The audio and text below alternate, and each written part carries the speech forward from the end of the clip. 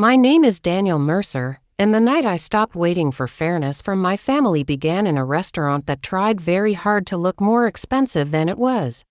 It was my father Martin's 61st birthday, a rainy Thursday in October, and he had chosen Bella Rosa, an Italian place off Chapel Street in New Haven where the lights were always low, the tablecloths were always white, and the staff spoke in that polished tone designed to make ordinary people feel as if they were part of something finer than their budget usually allowed.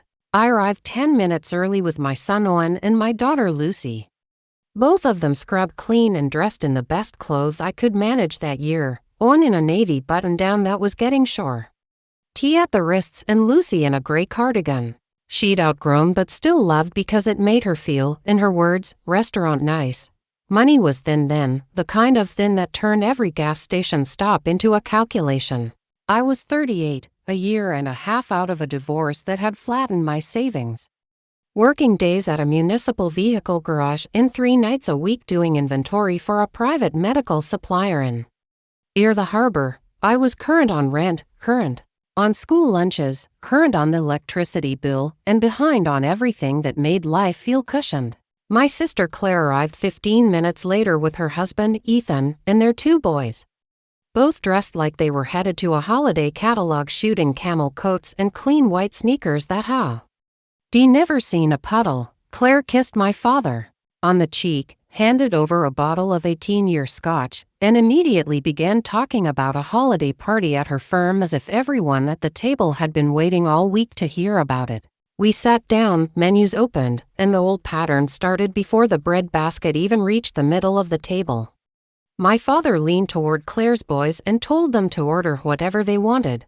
He said it with that indulgent grin he used to save for me when I was a kid, before adulthood turned generosity into something he distributed according to status. The boys ordered buttered tagliatelle with shaved truffle and chicken Milanese, plus desserts they had barely looked at. One, careful as ever, scanned the menu and whispered that he was fine with the children's spaghetti if it came with bread.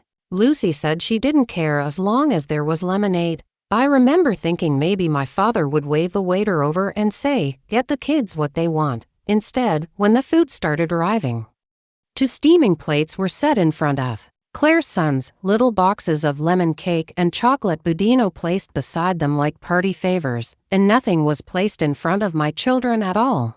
The waiter glanced at the empty space, maybe expecting a correction, and my father, without even lowering his wine glass, picked up 2 folded white napkins from the center of the table and slid them toward Owen and Lucy, as if he were passing salt. Then he said, calm and almost bored, "Your kids can eat when they get home." The words were not loud, which somehow made them crueler. Owen looked at me first, not angry, just confused. Because children always assume adults are following rules they themselves simply do not understand yet. Lucy stared at the dessert boxes, then at her lap, and folded her hands so tightly I could see the skin whiten over her knuckles. Claire did not look up. She was laughing at something Ethan had said about parking downtown. My father took another sip of Cabernet and began cutting into his veal as though he had just solved a practical problem no one else had the good sense to notice. In that second I felt exactly what my children must have felt for years around that table without knowing how to name it. In my father's private ranking of what mattered, appearances came first. Comfort came second, and we came after that if there was room. I should tell you I did not explode, because stories like this always sound cleaner when somebody flips the table and everyone finally sees the villain for what they are. Real life is less cinematic and far more humiliating. I smiled the way broke people smile when they are trying to protect their children from understanding what is happening in real time.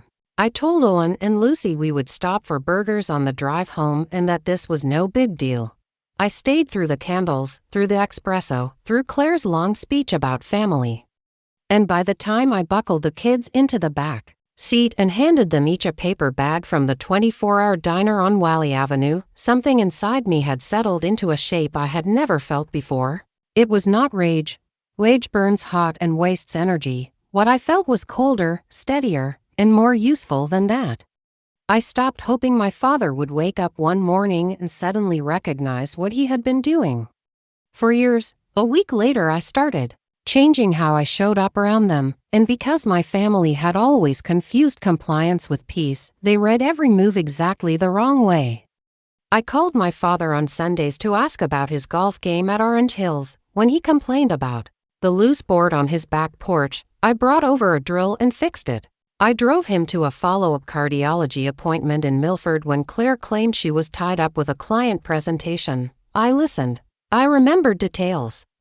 I made myself useful in ways that looked effortless from the outside and cost me something on the inside every single time. With Claire, I became the version of a younger brother she could display to other people. When she sighed about school auctions, summer schedules, and the impossible cost of keeping two boys in travel hockey, I listened without correcting the part she always left out, which was that she and Ethan still spent like people auditioning for a life they could not actually afford. I carried groceries in from her SUV one afternoon when she said she had thrown out her back. I assembled a desk for her older son before 6th grade started. I even recommended a reliable used tire shop when Ethan complained about replacing all four on the Audi. My father noticed the change and took credit for it immediately. Good to see everyone growing up, he said over Thanksgiving bourbon, as if maturity were a bridge you crossed by swallowing insults instead of naming them. Claire relaxed around me. That was the real shift. People who underestimate you eventually become careless around you, and carelessness is always expensive. By late February, Claire had started talking openly about money, though only in the polished language people use when they want sympathy without accountability. Temporary cash flow issue, delayed reimbursement, bonus next month. She said her firm was paying out performance bonuses after the first quarter, and she had already mentally spent hers 3 different ways: part to clear a credit card, part toward spring break in Nantucket, part toward camp deposits for the boys. One Wednesday evening, while I was at her house helping her younger son with a history project because she had a late meeting, she stood in the kitchen scrolling through emails and said, "There it is," then turned her phone toward me for half a second so I could see the message from payroll confirming the bonus would hit by Friday of the following week. She was excited, loose, already talking about using some of it to finally get ahead.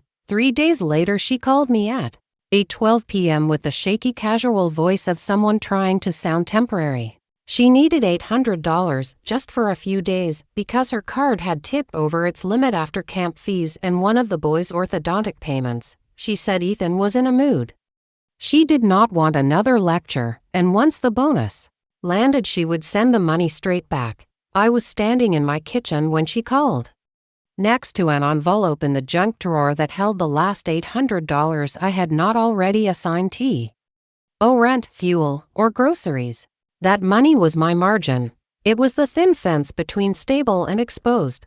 I asked her to text me the amount and the day she would repay it because I was tracking every dollar that spring. And she laughed and said, "Of course, Mr. Spreadsheet." Her message came through a minute later. "Can you send $800 tonight? I'll return it the minute my bonus clears next Friday, promise." I transferred it before I could talk myself out of the lesson I already knew I was teaching. Friday came, then Monday, then Wednesday. Claire sent a heart emoji under a photo of Lucy's school art project I had texted to the family thread and said nothing about the money. When I finally nudged her on Thursday morning, she replied that payroll had staggered the bonus, then later that Ethan had moved funds around. Then later still that she would settle everything after the weekend because things were hectic. I did not argue. I did not chase.